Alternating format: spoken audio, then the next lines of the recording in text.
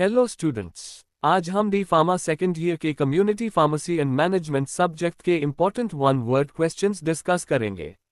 ये क्वेश्चंस आपके एग्जाम्स के लिए बहुत यूजफुल है और इन्हें याद करना आसान है। चलिए शुरू करते हैं। Chapter 1 community pharmacy introduction. सबसे पहला चैप्टर है community pharmacy introduction. Community pharmacy का दूसरा नाम होता है retail pharmacy. Community pharmacist usually OTC यानी ओवर द काउंटर मेडिसिन बेचता है। कम्युनिटी फार्मेसी का एम होता है patient care. Prescription drugs dispense करने वाला व्यक्ति फार्मासिस्ट होता है और ये सब ड्रग्स एंड कॉस्मेटिक्स एक्ट के रूल्स के अंडर होता है। Chapter 2 professional responsibilities of pharmacist. अगला चैप्टर है professional responsibilities of pharmacist. Pharmacist का पहला कर्तव्य पेशेंट के प्रति होता है।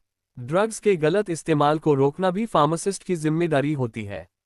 फार्मासिस्ट को फार्मेसी काउंसिल ऑफ इंडिया यानी PCI के अंडर रजिस्टर करना जरूरी है।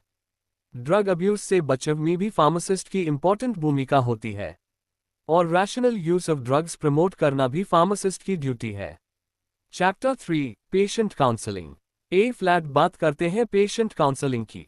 इसका पर्पस होता है पेशेंट कंप्लायंस, मतलब दवा सही तरीके से लेना। पेशेंट को दवा लेने का सही समय बताना पेशेंट काउंसलिंग का पार्ट है। कॉन्फिडेंशियलिटी यानी गुप्तता मेंटेन करना फार्मासिस्ट की रिस्पॉन्सिबिलिटी है। पेशेंट एजुकेशन में सबसे पहला स्टेप होता है रैपो बिल्डिंग यानी अच्छा रिलेशन बनाना, और दवा के साइड इफेक्ट्स बताना भी काउंसलिंग का एक इम्पॉर्टेंट हिस्सा है। Chapter 4 communication skills. Communication skills भी बहुत इंपॉर्टेंट हैं। कम्युनिकेशन में जो मैसेज भेजता है यूज सेंडर कहते हैं, जो मैसेज रिसीव करता है यूज रिसीवर कहते हैं। कम्युनिकेशन में फीडबैक लास्ट स्टेप होता है।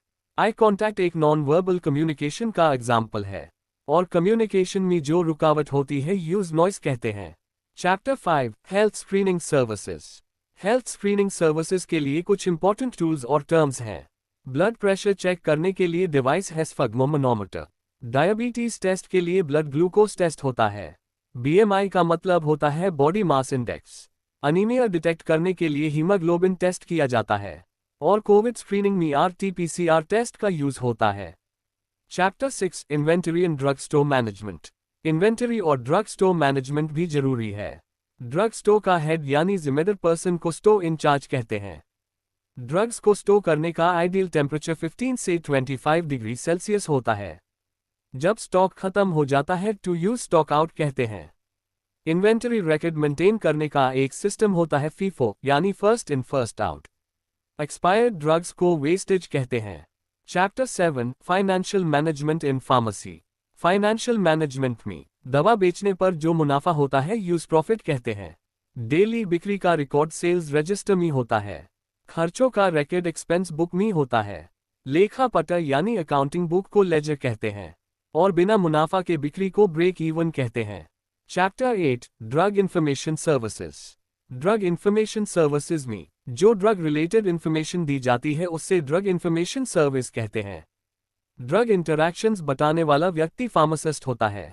ड्रग रिलेटेड क्वेरीज का रिकॉर्ड क्वेरी फॉर्म में रखा जाता है। ड्रग डेटाबेस का एग्जाम्पल है माइक्रोमीडेक्स और एडवर्स ड्रग रिएक्शन रिपोर्ट करने वाली बॉडी PVPI है। चैप्टर 9 इमरजेंसी मेडिकल सर्विसेज और last chapter emergency medical services का है। CPR का मतलब है कार्डियोपुल्मोनरी रिससिटेशन। सडन अनकॉन्शियसनेस में पहला स्टेप होता है ABC चेक। बर्न्स के केस में पहला उपचार कोल्ड वाटर से होता है। इमरजेंसी ड्रग्स का एग्जाम्पल एड्रेनलिन है और स्नेक बाइट में एंटी वेनम का यूज होता है। तो दोस्तों, ये दी इंपॉर्टेंट वन वर्ड क्वेश्चंस जो आपके community pharmacy and management subject के एग्जाम्स में बहुत मदद करेंगे। इन्हें अच्छी तरह याद करें और अपनी तैयारी को मजबूत बनाएं। अगर आपको ये वीडियो पसंद आया हो तो लाइक और शेयर जरूर करें और ऐसे और नोट्स के लिए हमारे चैनल को सब्सक्राइब करें MRK फार्मा क्लासेस।